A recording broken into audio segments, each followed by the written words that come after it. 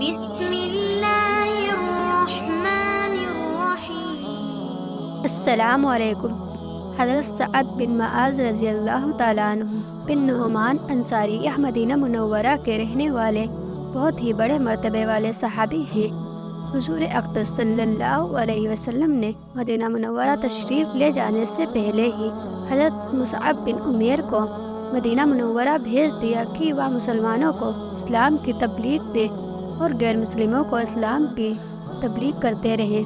چنانچہ حضرت مصعب بن عمیر رضی اللہ تعالیٰ عنہ کی تبلیغ سے حضرت سعد بن معاذ رضی اللہ تعالیٰ عنہ دامن اسلام میں آ گئے اور خود اسلام قبول کرتے ہی یہ اعلان فرما دیا کہ میرے قبیلہ بنو عبد الاشہل کا مرد یا عورت اسلام میں منہ موڑے گا، میرے لیے حرام ہے کہ میں اس سے کلام کروں۔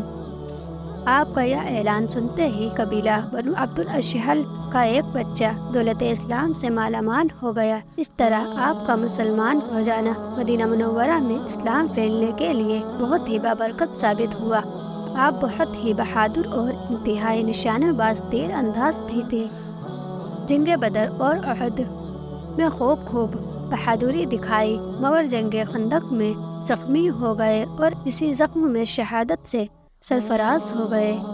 ان کی شہادت کا واقعہ یہ ہے کہ آپ ایک چھوٹی سی زرہ لوہے کا وہ کپڑا جو جنگ میں پہنتے ہیں پہنے ہوئے نیزہ لے کر جوش جہاد میں لڑنے کے لیے میدان جنگ میں جا رہے تھے کہ ابن ارقا نامی کافر نے ایسا نشانہ باندھ کر تیر مارا کہ جس سے آپ کی ایک رگ جس کا نام اکحل ہے کٹ گئی۔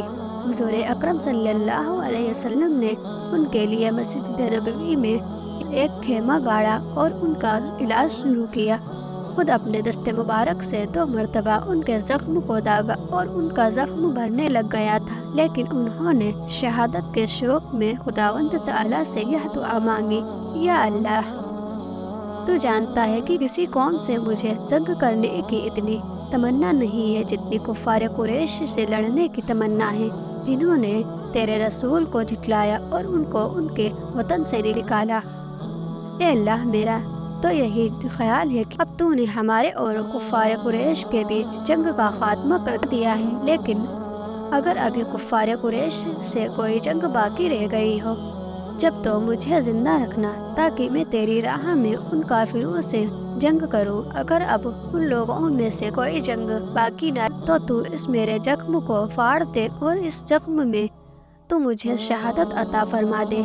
خدا کی شان کہ آپ کی یہ دعا ختم ہوتے ہی بالکل اچانک آپ کا زخم پھٹ گیا اور خون بہہ کر مسجد نبوی میں بنی کفار کے خیمے کے اندر پہنچ گیا۔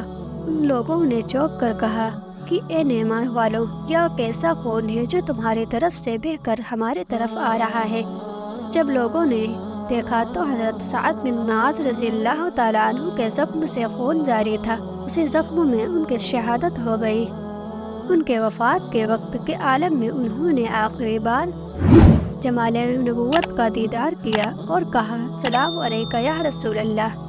پھر بلند آواز سے یا کہا، یا رسول اللہ، میں گواہی دیتا ہوں کہ آپ اللہ کے رسول ہیں اور آپ نے تبلیغ رسالت کا حق ادا کر دیا۔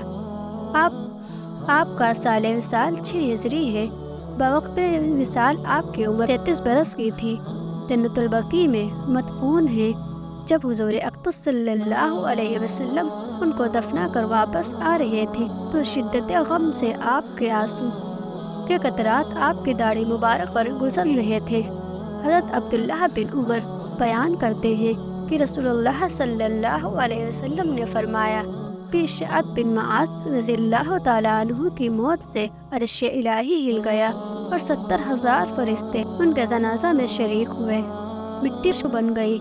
محمد بن سرجیل بن حسنہ کا بیان ہے کہ ایک شخص نے حضرت سعد بن معاذ رضی اللہ تعالیٰ عنہ کی قبر کی مٹی ہاتھ میں لی تو اس میں سے مشک کی خوشبو آنے لگی، اور ایک روایت میں یہ ہے کہ جب ان کی قبر کھودی گئی تو ان میں سے خوشبو آنے لگی۔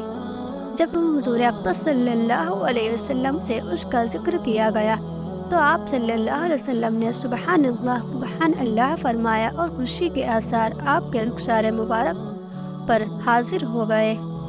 آمین یا رب العالمین، جزاک اللہ۔ فخذ بیع۔